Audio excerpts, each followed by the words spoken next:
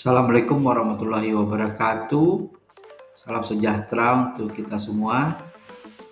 Hari ini kita akan membahas mengenai konsep ilmu sosial dan budaya dalam kehidupan bermasyarakat pada mata kuliah ISBD, Ilmu Sosial Budaya Dasar. Tujuan pembelajaran yang pertama, menjelaskan konsep dasar ilmu sosial dan budaya. Yang kedua, memahami ruang lingkup dan fungsi ilmu sosial budaya. Serta yang ketiga, mengidentifikasi peran ilmu sosial budaya dalam kehidupan bermasyarakat. Sebelumnya kita harus tahu bahwasanya ilmu sosial budaya dasar itu adalah studi tentang manusia sebagai makhluk sosial dan berbudaya. Dan tujuannya adalah menumbuhkan sikap kritis, empatik, dan tanggap sosial budaya. Di sini ada kata-kata empati. Empati itu adalah apa yang kita rasakan itu juga dirasakan oleh orang lain. Jadi kita harus bersikap seperti itu, bahwasanya apa yang kita lakukan terhadap orang lain juga seperti itu terhadap kita ya. Kita yang kita rasakan, mereka juga orang lain juga merasakannya. Ada sikap care, peduli. Adapun budaya adalah hasil dari cipta, rasa, dan karsa manusia. Tentu ini berlangsung dalam waktu yang sudah lama sekali. Hal ini terdiri dari bahasa, teknologi, ekonomi, pengetahuan, sistem sosial, religi atau keagamaan atau ketuhanan, serta seni atau keindahan. Jadi kita tahu bahwasanya budaya itu adalah suatu proses yang sangat lama, yang sudah turun-temurun berupa nilai-nilai kebaikan yang terus berkembang. Misalnya bahasa. Bahasa itu berkembang atau tidak? Bahasa pasti berkembang. Apalagi teknologi ya, ini semua akan berkembang. Juga nilai-nilai aspek-aspek ekonomi, sistem perekonomian. Kenapa sampai ditemukan uang ya? Kenapa orang menggunakan uang? Udah juga ya pasti pengetahuan. Pengetahuan ini luas sekali. Mulai dari pengetahuan ilmu agama, pengetahuan ilmu dasar, dan lain-lain. Adapun wujud atau bukti adanya kebudayaan itu terdiri dari 3 ya. Yang pertama, gagasan, ide. Yang kedua, aktivitas. Yang ketiga, hasil karya. Kalau kita lihat di sini pembagiannya itu gagasan itu belum terwujud ya. Ada ide-ide manusia. Ya. Manusia bermasyarakat, mereka berkumpul. Ada yang mempunyai ide, ada yang punya usul, idenya diperbarui, diperbaiki menjadi sesuatu hal yang lebih baik.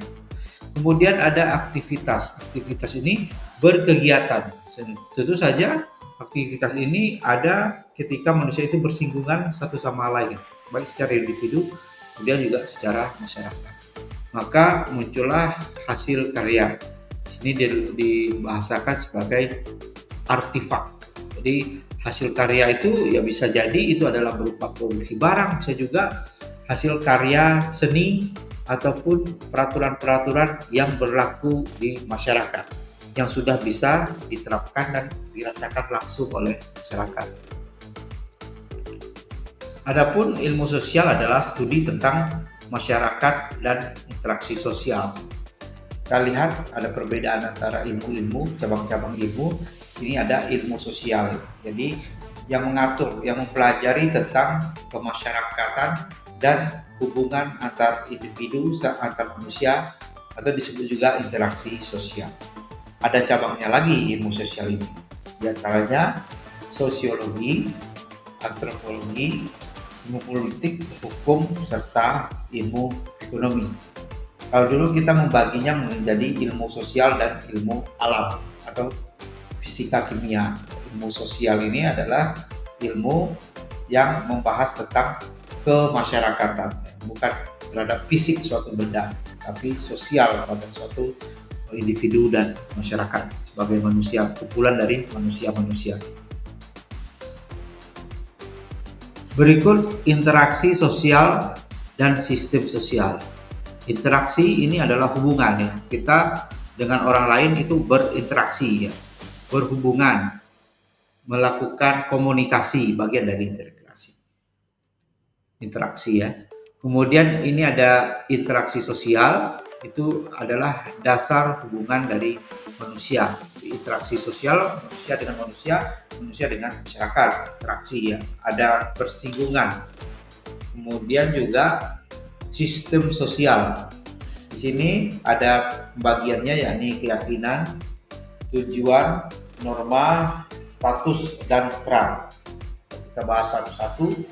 Keyakinan ini kaitannya dengan keagamaan, seseorang yang meyakini tentang ketuhanan dan cara hidup yang akan dia lakukan. Kemudian ada tujuan, ya tujuan orang ingin hidup lebih lama, orang ingin hidup bahagia pastinya, orang yang ingin hidup lebih baik, kemudian juga melindungi keluarganya. Kalau norma itu adalah nilai-nilai kemasyarakatan, norma yang tertulis ada perundang-undangan, norma yang tidak tertulis ada dalam nilai-nilai di masyarakat, misalnya sopan santun, adat budaya, kemudian hubungan antara manusia, antara saudara, bagaimana antara anak dengan orang tua, antara satu tetangga dengan tetangga lainnya, itu norma. Kalau status tentu saja ini keterkaitannya dengan profesi kita, umur, usia, peran ya sebagai anak sekolah kah, sebagai kepala rumah tangga kah, sebagai orang yang bekerja kah, ataupun sebagai orang yang sudah tua. Jadi masing-masing manusia itu mempunyai status dan peran yang berbeda-beda. Kemudian apa sih tujuannya kita mempelajari ilmu sosial budaya dasar? Yang pertama, meningkatkan kesadaran sosial budaya. Jadi orang yang mempunyai pendidikan tinggi seperti misalnya mahasiswa itu harus mempunyai kesadaran yang tinggi terhadap sosial budaya. Dia akan menjadi pelopor ataupun mempunyai peran yang baik, memegang peran yang baik di masyarakatnya karena dia belajar apa itu budaya. Kemudian tujuan yang kedua, menumbuhkan sikap kritis dan etis ya. Jadi orang yang belajar ISPD dia tahu ini adalah sesuatu yang baik. Kalau ada yang tidak baik, dia berusaha memperbaikinya dengan cara-cara yang baik juga. Dan etis itu adalah sesuai dengan etika. Etika itu apa? Nilai-nilai yang sudah disepakati oleh masyarakat. Dan etis ini berbeda-beda antara budaya satu dengan budaya yang lain, antara lingkungan satu dengan lingkungan yang lain. Ada perbedaan atau nilai-nilainya yang berbeda. Misalnya antara budaya orang timur dengan orang barat itu beda dalam hal etis. Di kita mungkin pertemanan laki-laki perempuan itu ada batasnya, keluar malam misalnya ya. Kalau di budaya barat itu dia tidak peduli dengan orang lain yang berduaan padahal bukan suami istri atau hal-hal yang seperti itu. Itu contoh kecilnya. Tujuan yang ketiga itu menambah wawasan dan kemampuan analisis. Ini menambah wawasan ini berguna untuk apa? Untuk pengembangan ilmu. Apalagi sudah sampai ke tahap mahasiswa, ini Anda ini diharapkan sudah mulai bisa menganalisa. Kenapa etika itu diperlukan? Kenapa etika itu harus diperbaiki? Jadi paling penting perannya di masyarakat adalah agar kita dapat menempatkan diri secara baik di masyarakat dengan memegang etika yang baik pula. Ruang lingkup ilmu sosial budaya dasar ini hal-hal yang membatasi ilmu sosial budaya dasar ini adalah yang pertama, kenyataan sosial sebagai masalah sosial. Yang kedua, konsep-konsep sosial budaya. Ketiga, keanekaragaman masyarakat dan interaksi sosial.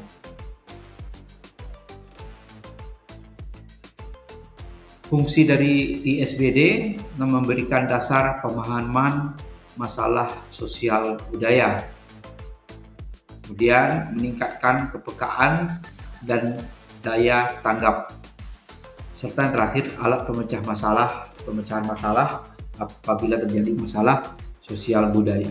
Jadi kita kalau dalam hal budaya ini kita harus serius ya. Misalnya kita lihat suatu bangsa itu maju bukan dengan meniru orang lain.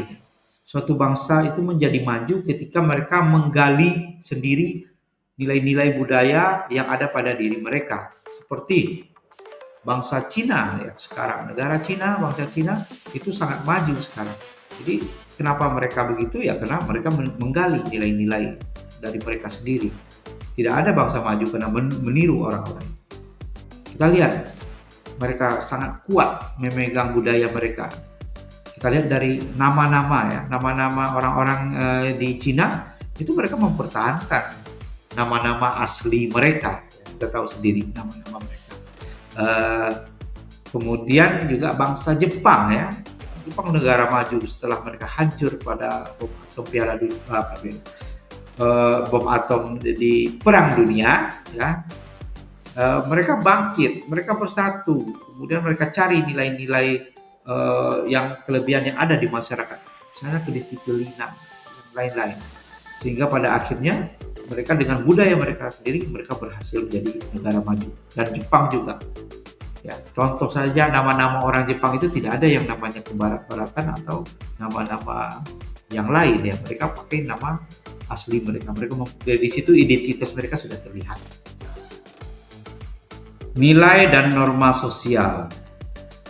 Nilai ini adalah standar ideal dalam masyarakat. Ini standarnya berbeda-beda.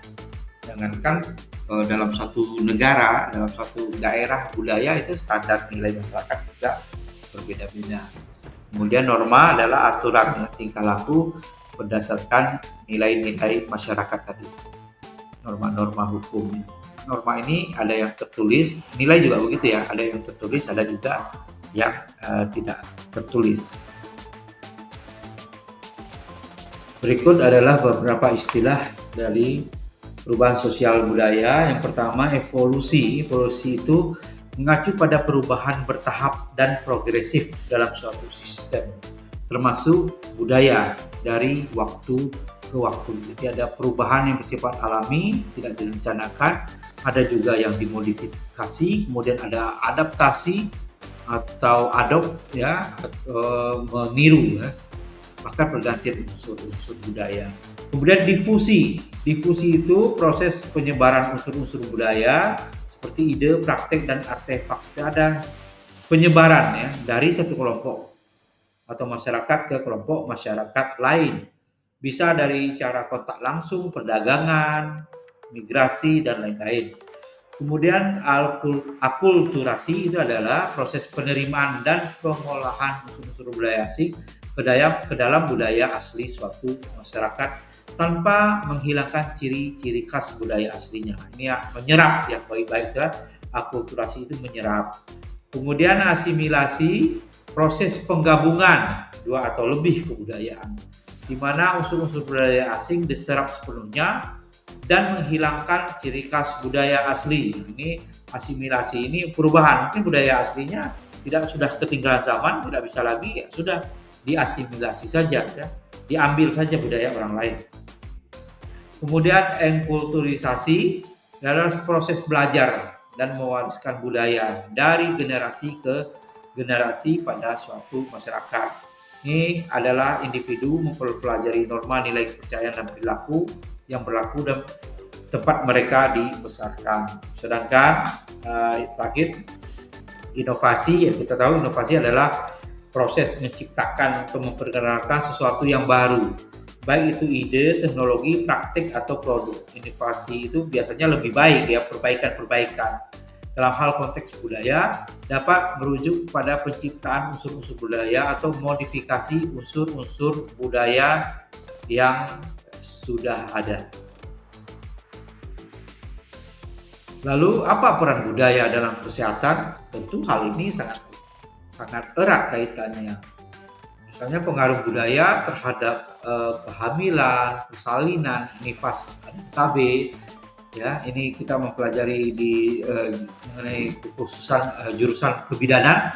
Kita tahu bahwasanya di masyarakat itu dari dulu sampai sekarang pasti ada ibu hamil, ada proses persalinan, nifas dan KB sebagai inovasi. Bagaimana penerimaan budaya? Tidak semua budaya bisa menerimanya, menyerap dengan cepat suatu perubahan. Jadi di sini kita perlu mahasiswa kebidanan mempelajari sehingga program-program kesehatan dapat berlangsung dengan baik. Pentingnya pemahaman budaya dalam praktik kebidanan ini merujuk pada semua aspek, ya, baik itu kebidanan dan juga kesehatan sebenarnya pada umumnya. Dan kita ini sesuatu yang menarik ya karena masyarakat dulunya misalnya melakukan persalinan dengan menggunakan dukun atau orang pintar yang memang belajar secara otodidak turun-temurun. Kemudian ada perbaikan sistem teknologi. Ini menjadi permasalahan kalau misalnya tidak ditanggulangi. Berikut lebih khusus lagi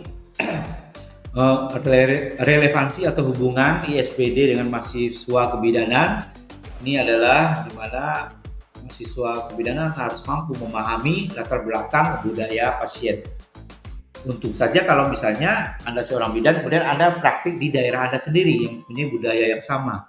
Itu pun belum tentu Anda paham sekali soal budaya, akar-akar budaya yang ada di daerah lain. Di daerah Anda sendiri maksudnya. Apalagi kalau di daerah lain. Jadi penting bagi mahasiswa bidan untuk memahami mengenai budaya. Kemudian tentu saja untuk meningkatkan komunikasi dalam hal pelayanan. Kalau di daerah sendiri tidak terkait dalam masalah bahasa. Kalau di tempat lain, ya, yang masyarakatnya misalnya di pedesaan, di daerah yang jauh, dia tidak mengerti bahasa Indonesia, apalagi bahasa daerah Anda. Jadi ini perlu siasat-siasat strategi yang bagus. Kemudian ini menghindari konflik budaya dalam pelayanan. Jadi memang dalam hal keamanan sebenarnya untuk petugas kesehatan itu keamanannya lebih baik ya. Biasanya diterima oleh masyarakat meskipun itu di daerah konflik. Tapi kalau kita miris dengan berita-berita yang ada, misalnya daerah Papua itu masih ada tenaga kesehatan yang tidak dapat bekerja dengan tenang. Ini adalah tugas pemerintah ya, tugas kita semua. Baiklah, demikian materi kita, pembelajaran kita kali ini. Dan ini ada beberapa referensi buku yang harus Anda baca, harus Anda ketahui dan pelajari. Dan silakan juga untuk mencari referensi yang lain. Demikian, salam sehat, billahi taufiq wal hidayah. Assalamualaikum warahmatullahi wabarakatuh. Salam sejahtera.